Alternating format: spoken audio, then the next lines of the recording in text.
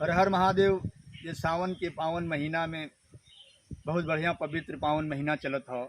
एक कजरी आप लोगों के बीच में छोड़ रहा है, और अगर आप लोगों के बढ़िया लगी तो शेयर करिए, लाइक कमेंट करिए। एक बिरहीन की बात हो।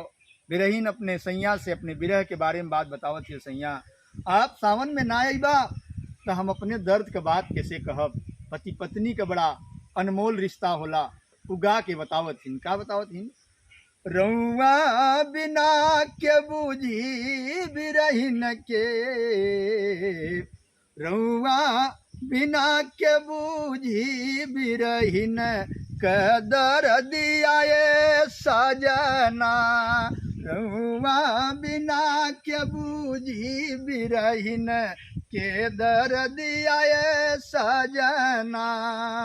जहिया से गईला परदेसवा भयल पगली जैसन भेसवा।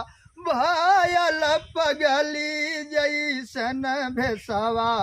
कल पे करुण करे जा कैला काहे सदिया हो सजना। कल पे करुण करे जा कैला काहे सदिया हो सजना। सपना सुनी से जसवार के करे ऊपर करी सिंगार। के करे ऊपर करी सिंगार।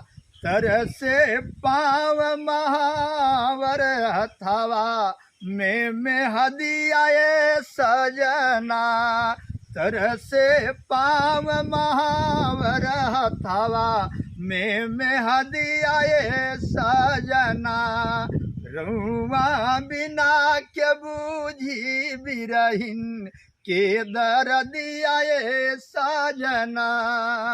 एक लाइन और कहलिन। लागल आस मिलन के बेरी चनवा जैसे ताक चकोरी। लागल मिलन आस के बेरी चनवा ताके जैसे चको। अरे चनवा ताके जैसे चकोरी। लागल मिलन आस के डोरी चनवा ताकेला चकोरी।